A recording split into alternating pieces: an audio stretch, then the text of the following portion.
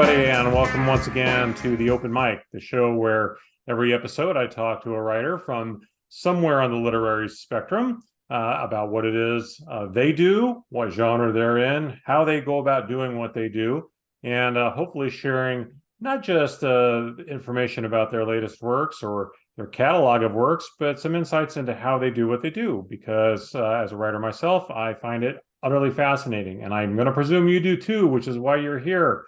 My guest today, a really prolific author. I don't know. There's so much to say about Eric Beetner. I'm just going to go ahead and give you the nickel tour here because he's a great crime writer.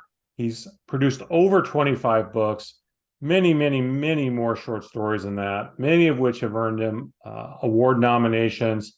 He's also a fellow podcaster, host for the LA edition of Noir at the Bar, a former musician, film and TV editor, just all-around creative guy. So please let me welcome Eric Beetner to the Open Mic. How are you doing today, Eric? I'm doing great, Rich. Thanks for having me.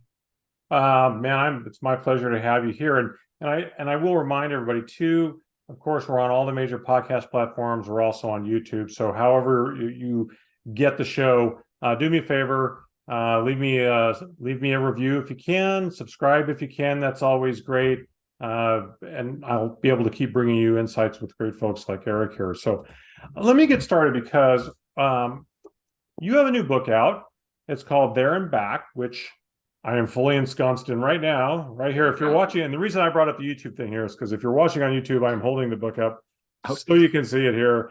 I was ready to go in case you didn't have it. Absolutely. So I'm getting into it fully. I'm loving it. Tell us a little bit about the book, and then we'll talk some more about other things, process and other things. So tell me a little bit about There and Back first. Well, There and Back was it's a few years old now since I wrote it, and it was one of those books that it came out of developing stuff with my previous agent, and it was the germ of the idea goes back decades, and I think it came out of a conversation I was having with a friend of mine when I was in film school, and it was that idea of like the Lord of the Flies, which is such a classic stranded in the wilderness kind of story, and it has one of those indelible endings that's so brutal and so impactful, and yet you can only think, well, what happened after? What happened when these kids try to go back and integrate back into society after going absolutely feral? And that germ of the idea had stayed in the back of my brain for years and years and years. So when I pitched my then agent a ton of ideas, they zeroed in on this one, and my take on it. Obviously, it's adults, it's not kids. The only sort of through line is people who go out into the wilderness and horrible things happen, and they have to rely on themselves and being completely unprepared, right, in the wilds, as most of us would be.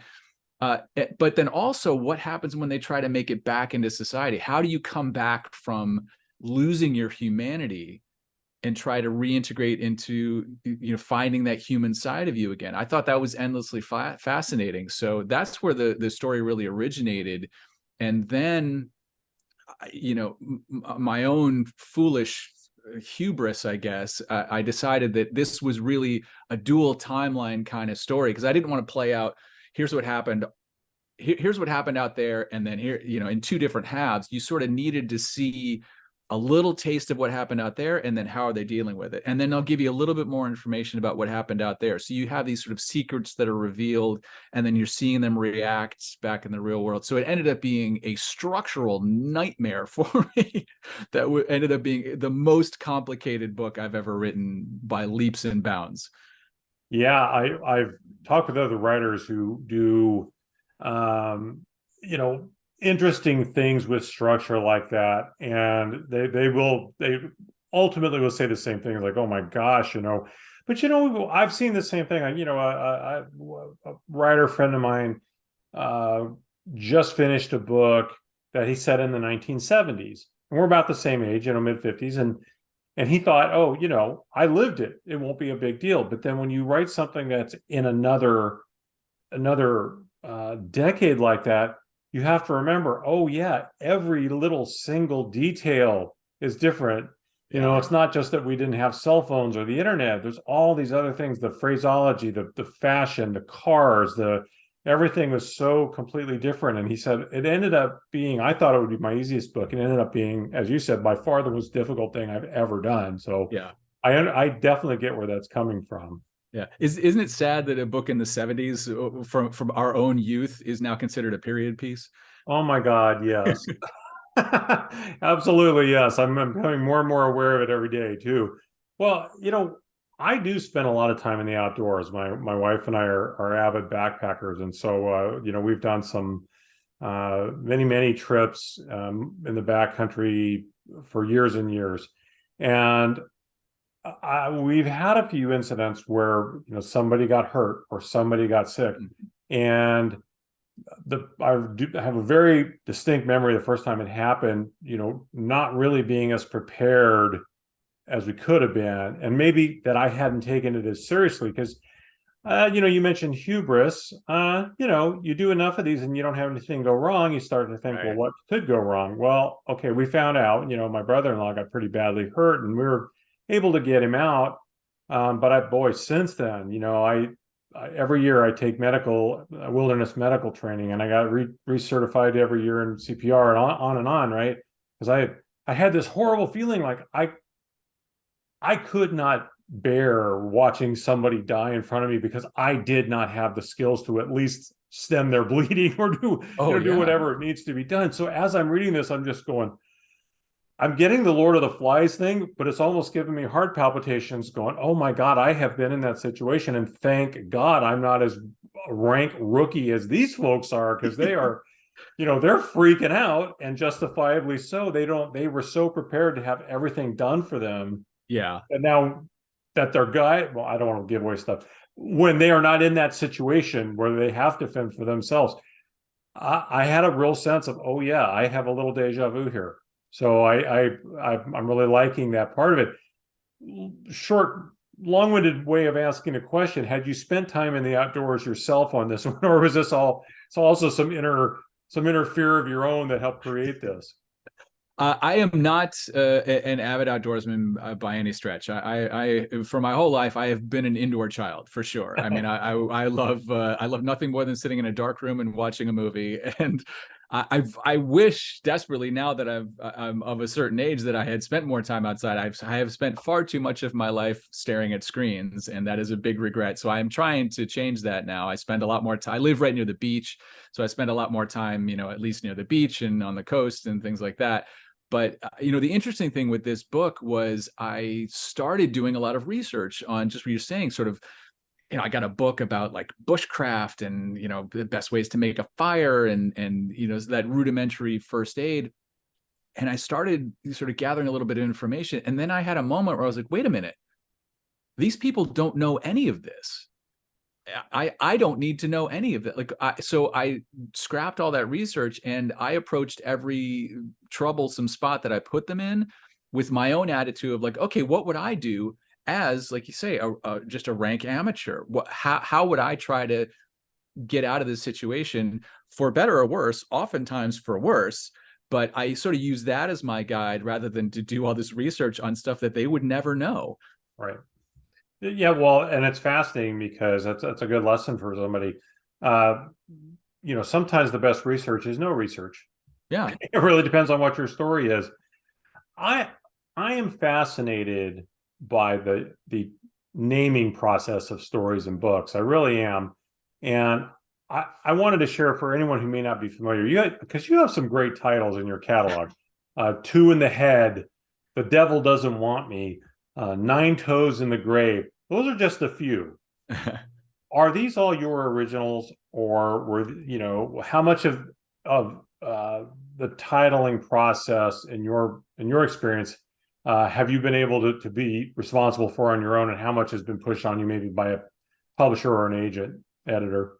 Almost 100% my own. I think a title, it's in a weird way. And I don't know if it's a superstition, but I rarely, if ever, will start a book until I know the title. and I don't know if that helps. And they changed. There and Back was not the original title of this. I had started with a couple things during the whole drafting process and the first process of submitting it to publishers. It was just called Retreat. Because these people are on a corporate retreat, and I was never in love with that. It didn't feel very evocative. And then, it turns out there are a couple of other books out there with that title. So I was looking for something, and I had pitched this to the publisher. I was like, I was thinking about this. I don't know if is it too basic? Is it not evocative enough? And he said, no, I like it.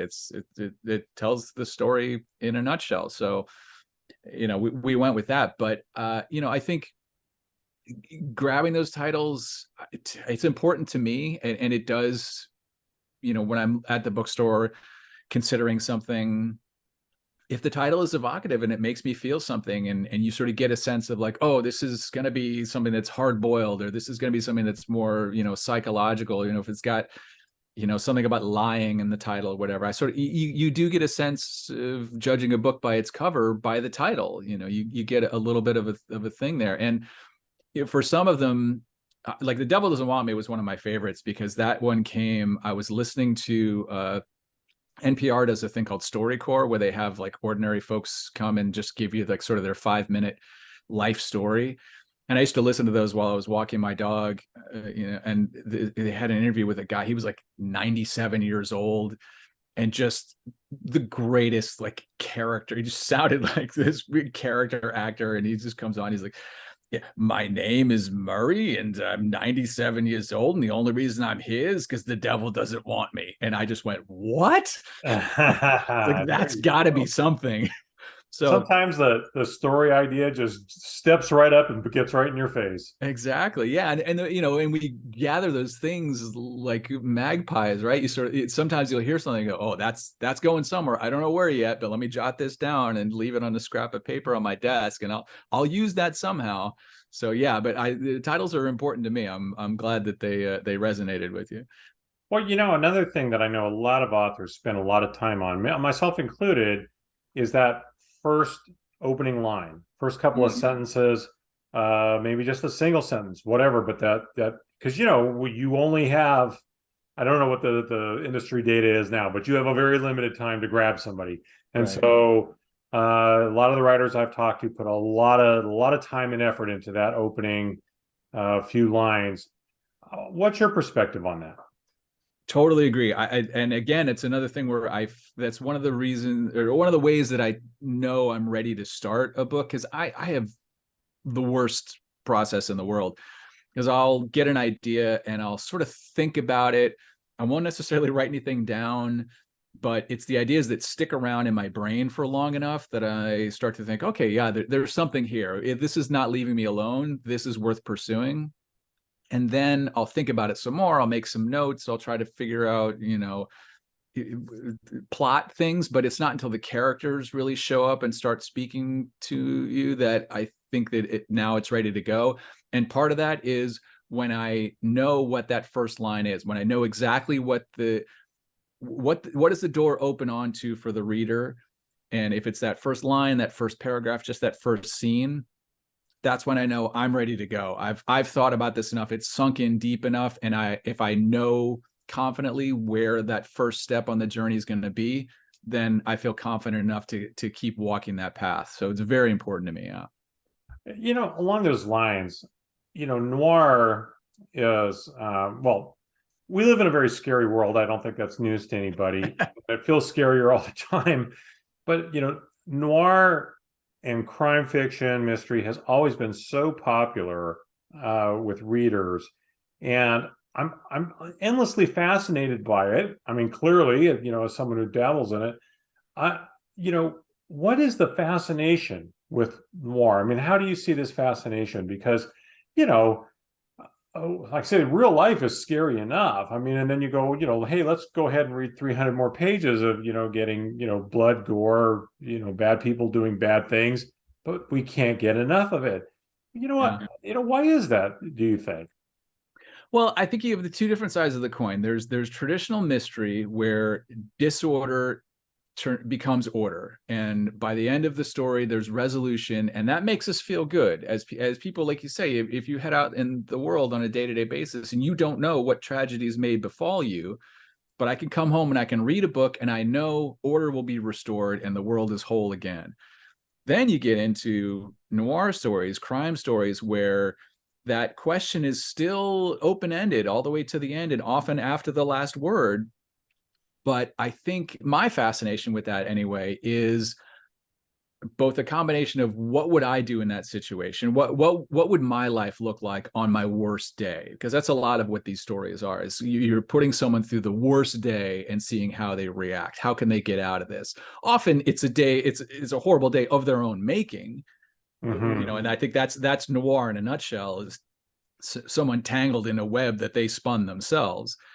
But it's that putting yourself into the story aspect of it. And I think there's something, call it schadenfreude or whatever. There's a little something of like you can see someone go through that worst day and go down a rabbit hole and terrible things happen to them. And then you can close the book and you can go, whew, well, maybe my life isn't so bad. No, Right. no one showed up at my door with a gun today, so I'm doing okay. Well, I've always been a big fan of the anti-hero, and Yeah. that's a staple in crime fiction, the anti-hero, somebody whose behavior out of context, would make them by far the bad guy, but often they are the bad guy doing bad things, but for a good reason kind of thing. Right. Um, I'm always curious when you start to put together characters. Well, I guess this is a two-headed question. First of all, do you start with characters or you start with a plot for you generally? What's your general process there? And then as you're developing characters, and you're thinking about what they are like, how much do you think about that in the creation of them? Like, how good, how bad do I want this person to be? I think I definitely start with plot. I think the plot is the thing that will spark an idea and make me explore that deeper. But it's not until the characters are there that I know I have a story that's got legs. Because too often I've started something too early and then it just sort of withers on the vine, and I'll get, maybe it's only 5,000 words. I've abandoned novels 25, 30,000 words in, because I get to a point where I'm like, you know what? I didn't know who these people were well enough, and it's all plot and no people. And when I read, that's the difference to me between a story that really connects with me and something that is going to last versus something that's pretty disposable or something that I just don't connect to. It comes down to character. You can have a gangbusters plot and it can move at the speed of a freight train and everything's going for it, but if the people are thin or just caricatures, then I'm not invested.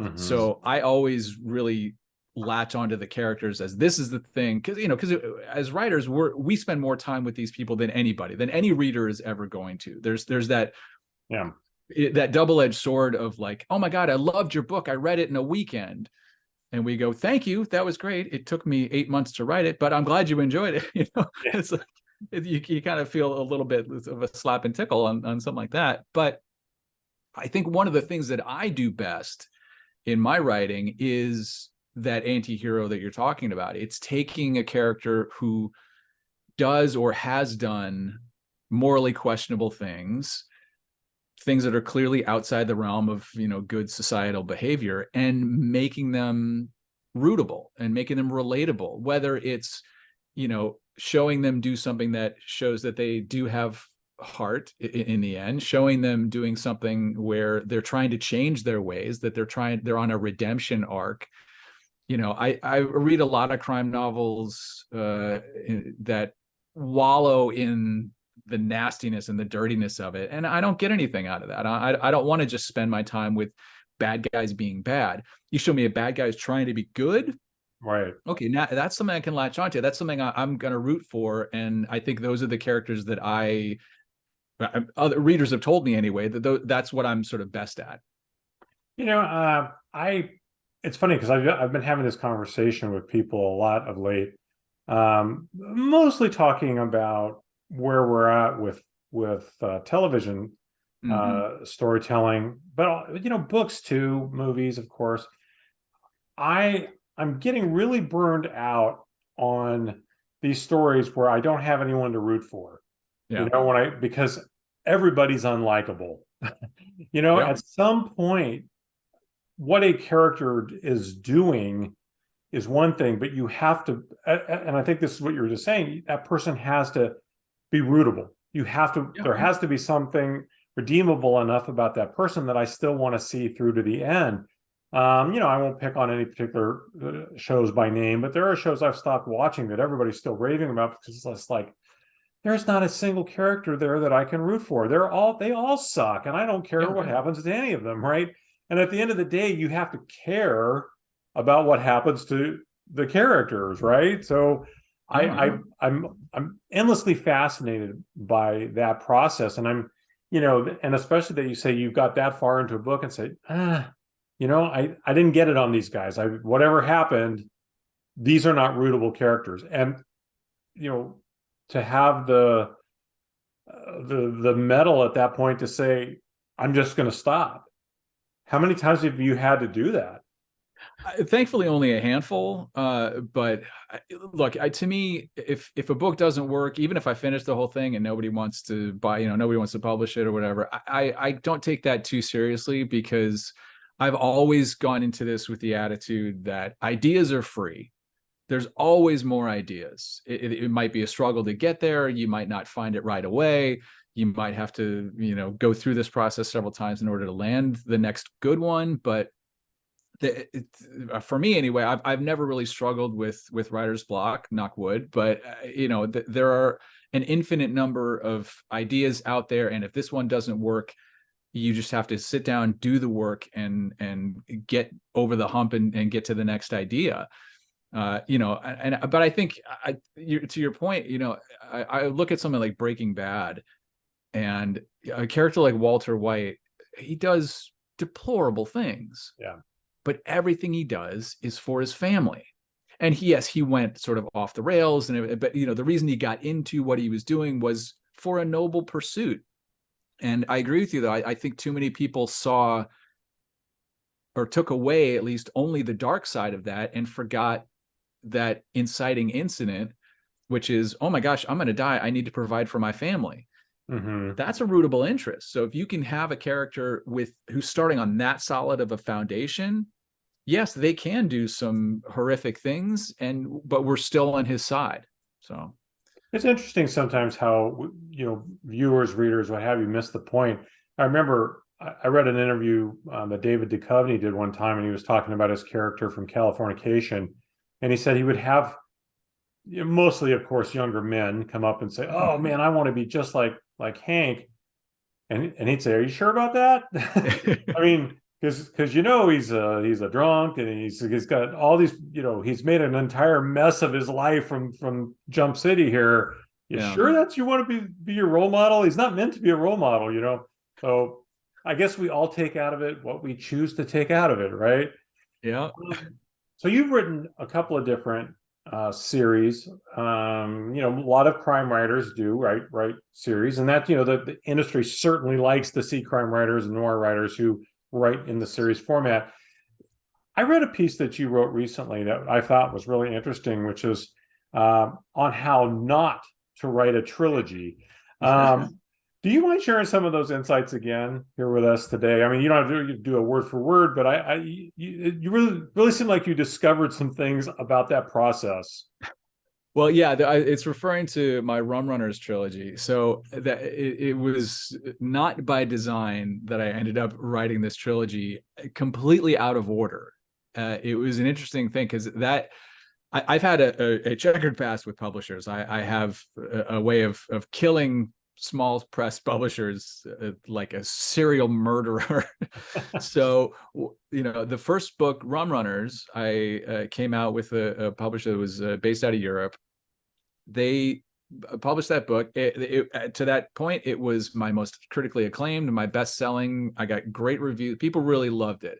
And I had a plan to if this does well, I can write more. This can be an ongoing thing. It was about this family of criminal drivers that they drive the cars for a crime family. So it was a lot of, great muscle car action and, thriller kind of stuff.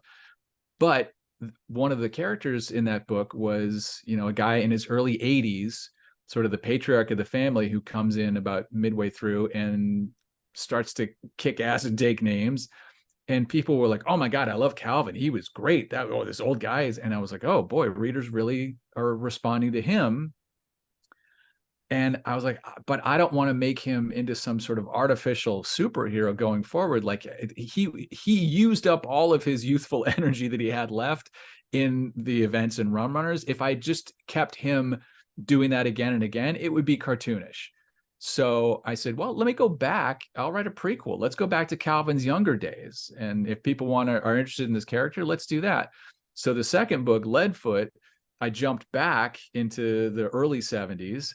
And, I think you could read either of those you could start with Leadfoot and then go to Rum Runners, or you could read them in reverse. And it's a prequel. Prequels have been done. It's usually the book 6, 7, or 8 in a series. It's like you usually wait a little while. But then that publisher closed down, and it was just those 2 books for a long time. My new publisher, Rough Edges Press, wanted to reacquire those books and re-release them. And their big thing was packaging. I had another trilogy, The Devil Doesn't Want Me, as part of a trilogy. They re-released those. I said, let me turn this into a trilogy. Let me write the 3rd book. Fool that I am, I said, well, okay, now what do I continue on after Rum Runners? Do I go before Leadfoot? Let me go in between. So the first book in the trilogy was sort of present day. Second book in the trilogy was early 70s. Third book now is early 80s. So now when people ask, like, well, what order do I read them in? I have no idea what to tell them. You could read them in the order in which they were written, in which case you're going to get whiplash jumping around in time, or you could read them in order, and I don't think you'll miss anything. It all still makes sense. But it was just one of those things like, oh, no wonder I'm not a huge bestseller, because I keep shooting myself in the foot with these decisions. Well, and I think when you've been around this a little bit, you realize there are all kinds of reasons why there's reasons why books get rejected, but whether it's by agents or editors, there's reasons people like stories and or don't like stories. This is such a subjective, insane business in so many ways, and of course, it's changing exponentially all the time. Right. I've been doing this blog / now YouTube podcast for 7 or 8 years, and it's changed exponentially just in that time. Yeah. So but staying, I guess, with the thought of series, with all that in mind, how do you keep characters fresh? How do you do you ever get bored with something and you say, okay, I'm kind of written that out, I don't really have much more to say with that? And if so, what's that process like, especially if you've got a publisher going, no, that's doing well, I want one more of those, or what have you. That because I've heard writers say, I was really bored with it after the 3rd book, but they wanted 3 more, and hey, the money was good, or whatever the case may be.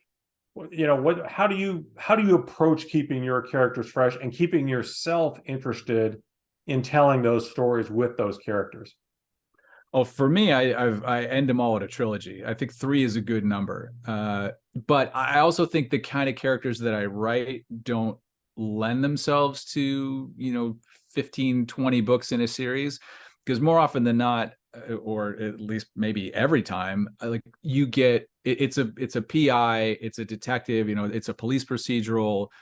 Maybe Jack Reacher is an exception, but I think it's those kind of stories that if your day-to-day job puts you in harm's way or puts you in the middle of a mystery to solve, it makes sense. If you're in a thriller, like we said earlier, like if you're showing someone at their absolute worst day, and then you want to show them at their next worst day, and then after that they have an even worse day, well, by their 8th or 9th or 10th worst day of their life, like either they're cursed, or you're just reaching so deep into the well to try to have them have an even worse day. Because that's the other thing too, is like you send someone to the edge and back. Well, next time you got to send them a little farther. You have to push the boundaries every time, and eventually it gets to a point where it's just going to get ridiculous. Look at the Die Hard movies. I think are a perfect example. Right. The original Die Hard.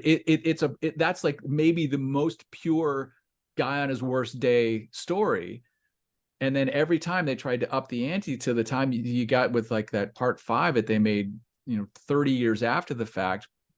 He's flying helicopters into Russia and there's missiles going. It's like, oh my God, guys, come on. Right. Let A New John York City McClane cop, be. absolutely, no problem. No problem. It's like the Rambo movies were like that too. After a while, you're like, really? Yeah, really. The one man is going to rescue every POW still, But right. if it's V.I. Warshawski, if it's Harry Bosch, well, that's their day to day. Right. So that makes sense. You can get 20, 25 books out of that series and not feel like you're stretching. And like you say, give readers what they love about that series. Well, and even Jack Reacher, who you mentioned, I mean, he was military police, right? He's got all kinds of history behind him and mission that he's on still to solve problems, even if he wanders into things. Well, it's not out of school that he would do the things he does because that's what he was trained to do, right? And he's got all this backstory, etc. But whereas you and I would see a situation and be like, oh, I'm not touching that with a 10-foot pole. Oh yeah. He's like, oh, I gotta go in. I gotta step in and help here. Yeah. I'm helping by making a phone call to the proper people, and then I'm going out, right? Yeah. my dogs need me. I'm out. So this is maybe an odd question, but so you played in a punk rock band. Yes. How did that influence your writing, if at all? But I'm good. I am a believer that everything that came before it influences what we do now. So how did that play into you becoming a prolific writer of noir crime fiction?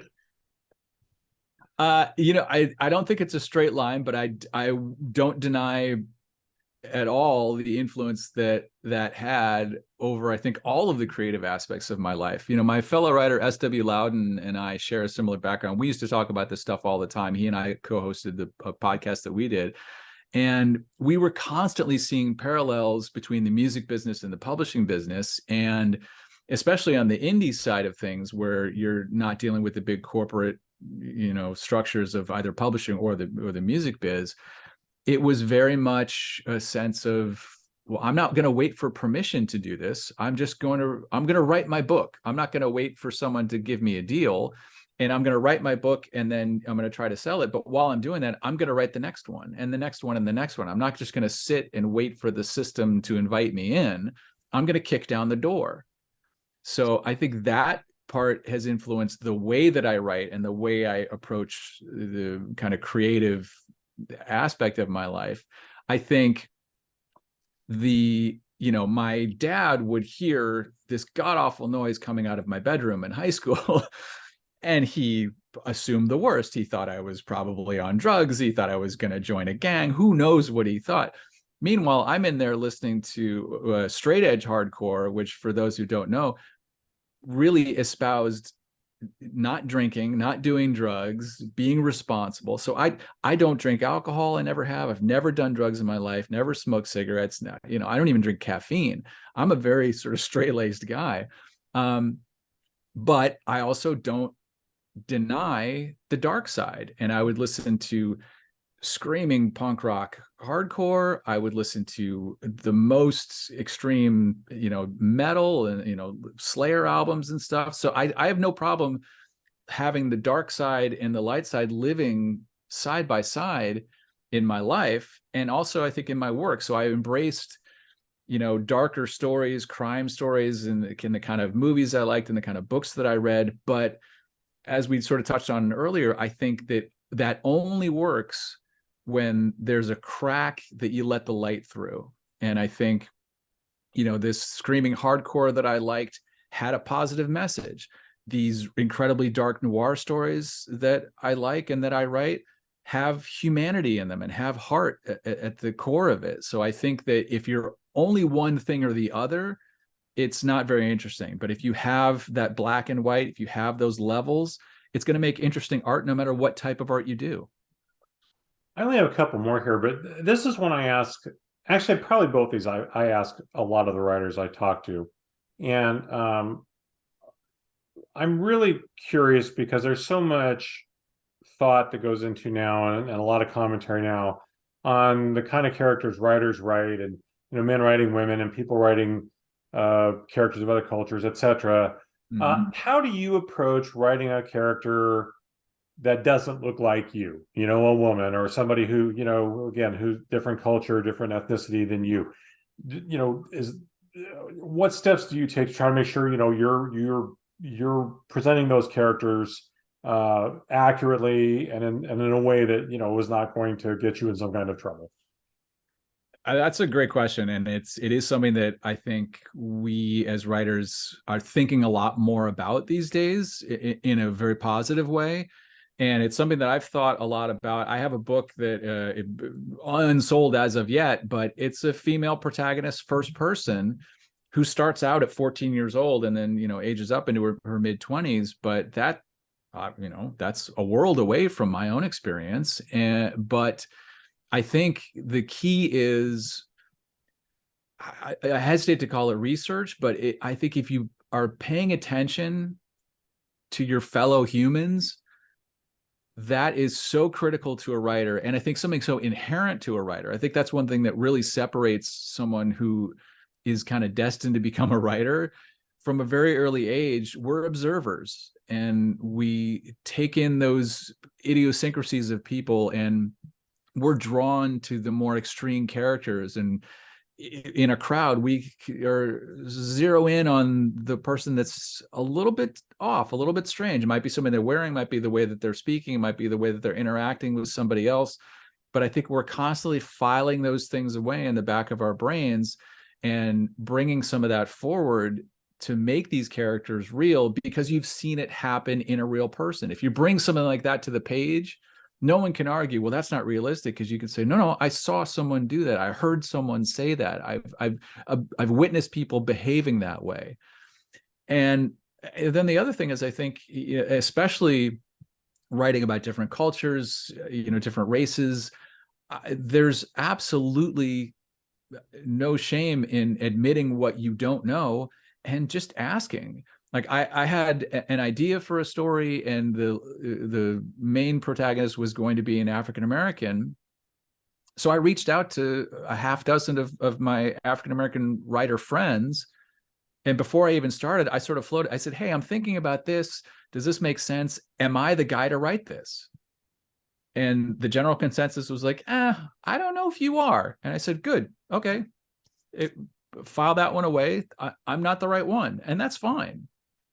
So I think, as much as people want to read about other cultures and see other lifestyles, there is a certain extent of, there's no one telling me I can't write an LGBT character, but is it going to probably ring more true by an LGBT author? Of course it is.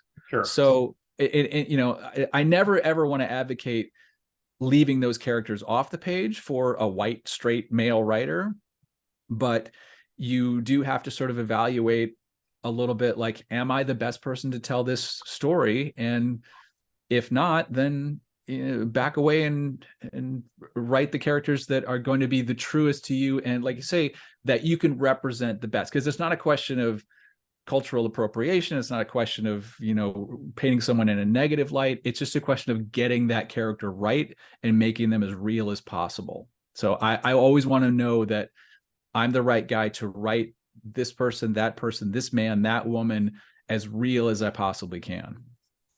Well, and I commend you on that. I have a friend who has a new work in progress, and he put it through a diversity edit, Yeah. and so things came back, and I mean, I think this is the thing, is sometimes you just don't even know the thing that you referenced or the way you said it is going to be perceived in a negative light.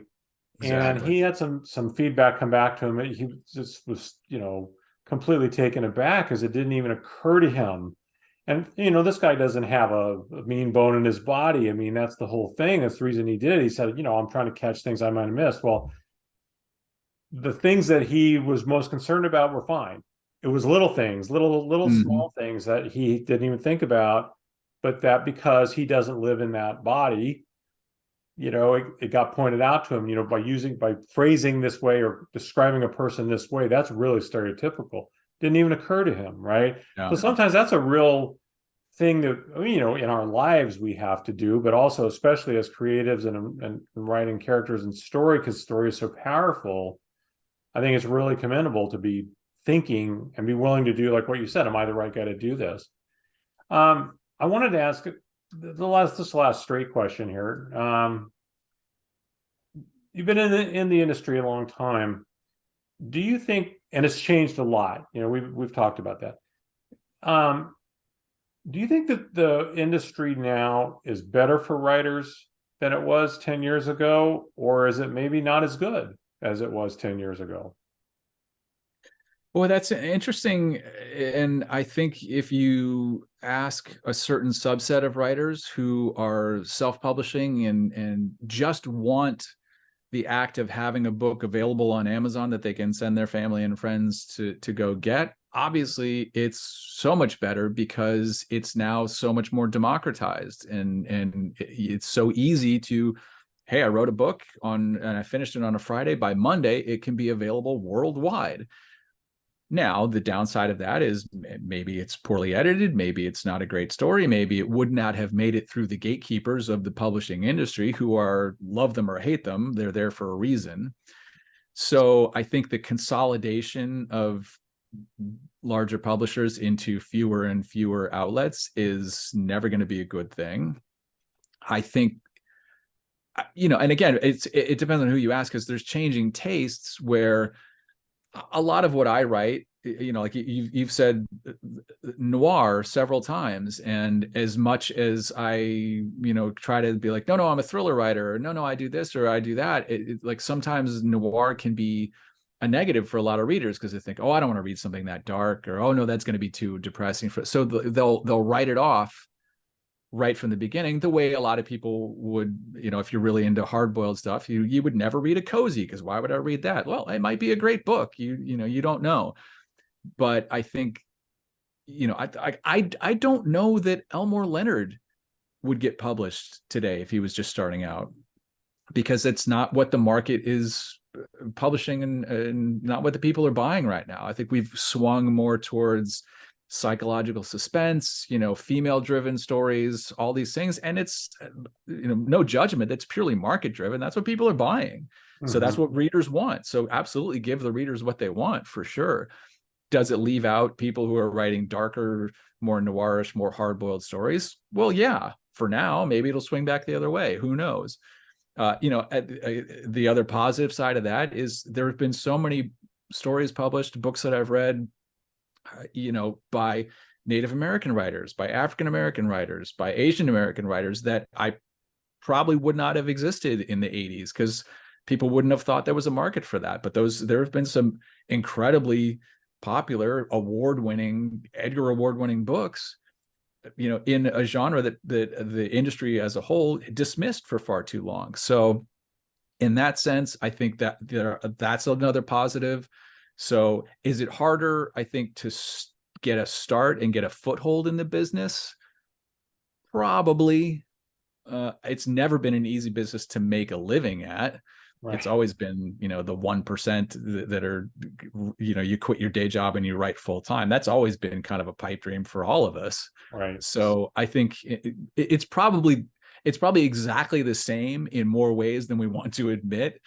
But for us who are in it and weren't trying to slug it out in the mid 70s, it probably looks like, oh, that was the golden age. And people back then are probably looking at us like, what are you talking about, kid? It was hard as hell. Right. Right. Well, I like to end on a fun question. I hope it's a fun question. I mean for it to be a fun question. Let us just say I had the awesome mystical power to put you together for a conversation with one of the following three people. Who would you choose and why? And I will tell you, I picked these out beforehand. So anything in this conversation did not drive this. So Okay. the choices I gave you were Iggy Pop, Johnny Rotten, or Sid Vicious? Those were your three choices I was going to give you. Who would you choose and why?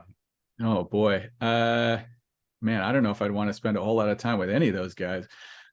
See, the punk I, rock thing is what, what caught my attention. I of those three, I think I would definitely pick Iggy Pop. I will get kicked out of the punk rock clubhouse, but I have never liked the Stooges. I was never a huge Iggy fan. Musically, I absolutely recognize his place and the Stooges' place in the pantheon and the deep influence that they've had. But him as a person, I think he's endlessly fascinating. I think that I love that he's, had the longevity that he's had after all he's been through. Everyone makes jokes about Keith Richards, but good grief, look at Iggy Pop for like, how is he still here? For real. Yeah. I mean, I think Johnny Rotten has, especially lately, has proven himself. He's just a contrarian jerk. And he's like, yes, kudos to you for fronting possibly the most influential outside of the Ramones punk rock band of all time, but maybe it's time for you to sit down and shut up. Yeah. And Sid Vicious, to me, represents everything that was negative about punk in the very early days, and everything that a lot of American hardcore and especially straight edge rebelled against, which is this nihilism with no redeeming, quality to it. And to me, punk rock represented so much of positive change and building something. And it wasn't just about tearing down the establishment, but if you are going to tear something down, use that as the foundation to build on and make things better and spread a positive message and educate people and all those things that are quite the opposite of someone who only cared about getting high and could barely play his instrument. So right. Yeah, Iggy and I will go and have a nice meal together. Outstanding. Well, Eric, this has been a great conversation. I really appreciate you taking the time to come visit us today and to share your insights into the publishing industry. I will say to everybody out there, if you haven't discovered Eric's books, check them out. I'm going to hold up one more time his new one, Here, There, and Back. I'm enjoying the heck out of it. I can't wait. I'm not that far into it, but I'm really digging it. So cool. I highly recommend you go check it out. I really want to get into his Devil series. That sounds cool to me. I love the title. I love the titles. There you go. As I said, thanks again for joining us. I will remind everybody a couple things. Hit subscribe whether you're listening to the podcast or you're watching on YouTube. Hit subscribe because, hey, you can go and spend a lot of money on a craft book and try to get it out of there, or you can watch this show or listen to this show and get great insights from people who have been doing it for a long time, like Eric. There you go. So, all the answers right here. All of them right there. I mean, what more could you ask for? But hit the subscribe button. If you would be so kind as to leave a review, that's great. That helps other people find the show. I would greatly appreciate it. And the last thing I will leave you with, it's the same thing that I leave you with every week. Tomorrow, it is not promised to any of us. So please, make today count. Until next time, I am Rich Ehisen. Eric Beetner has been my guest today. This has been the Open Mic. Tune in again next time, and we'll come back and talk some more writing. Again, Rich Ehisen, the Open Mic. Take care.